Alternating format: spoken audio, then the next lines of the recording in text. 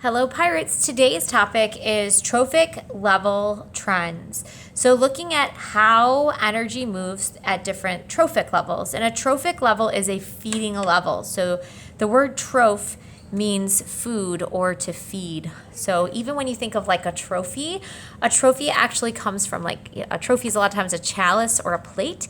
Those chalices and plates back in the day awarded to knights and brave soldiers would have contained food. So the trophy is food because you would have been awarded with food.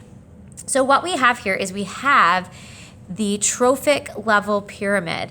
And the trophic level pyramid is a way to illustrate what happens to organisms as we move up different trophic levels or different feeding levels. Okay, so at the bottom of our pyramid, the bottom of our pyramid is the bottom of the food chain, okay? And the things that are going to convert the food into energy in the first place. So that bottom level is our producers. So the bottom level is the plants. And these things are sometimes also referred to, as we said, as autotrophs. So autotrophs are self-feeding. They feed themselves. All right, the next level of the trophic pyramid are going to be the things that eat producers and only producers. So these are going to be called primary consumers. So we call these primary consumers. And sometimes they're referred as like first level consumers, but they are primary consumers. And these guys are going to be not autotrophs, they are going to be heterotrophs. And they're going to be herbivores.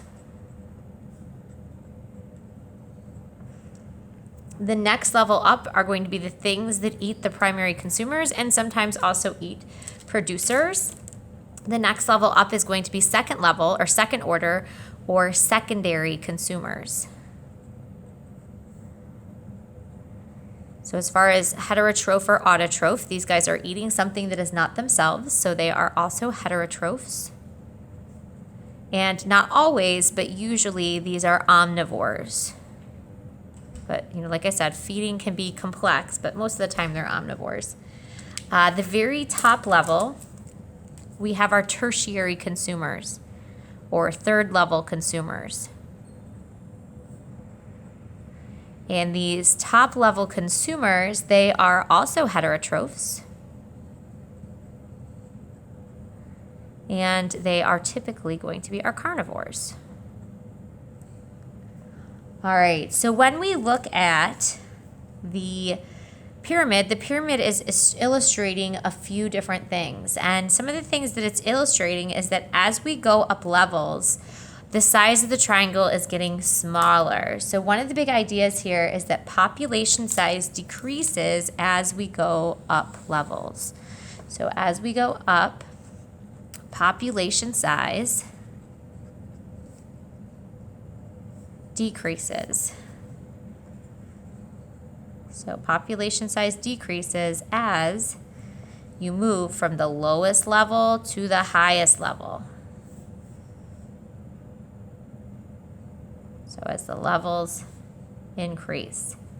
Now this is illustrated in the pyramid, and you guys can kind of think of it in real life. Think about how many plants a deer has to eat over the course of the year. So the deer has to eat lots and lots and lots and lots and lots of plants, and it takes a lot of plants to support that deer. And then think about the thing that eats the deer.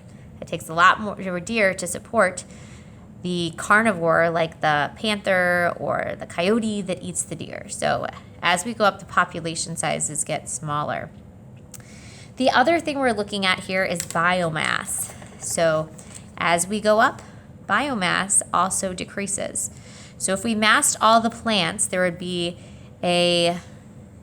more mass at the bottom compared to the top. So as we go up, biomass also decreases. And one of the most important ideas here is what happens to energy. Okay, and energy, as we go up, we're going through a pyramid here. So energy is also going to decrease. So energy decreases. So the pyramid shows us, because the pyramid is wider on the bottom and smaller on the top, it shows us what happens to these three things: population size, biomass, and energy. So energy is going to also decrease as levels increase.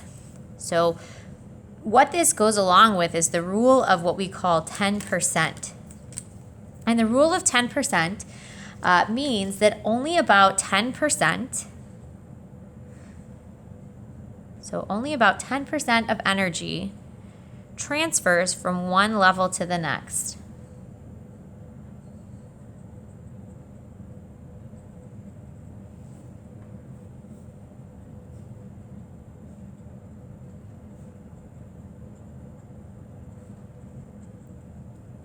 %90 is going to be lost as heat. Okay, so energy cannot be created or destroyed. So as we go up, 10% of the energy is going to transfer to the next level, and 90% is going to be lost as heat through metabolism. So it's going to be used for things like metabolism, reproduction, repairing and replacing tissues, and making proteins, like building proteins and moving things in and out of the cells. So with this, this is the trophic level trends and the rule of 10%.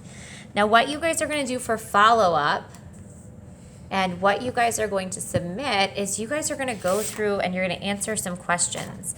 And the questions are right here. They're going to go on page 136.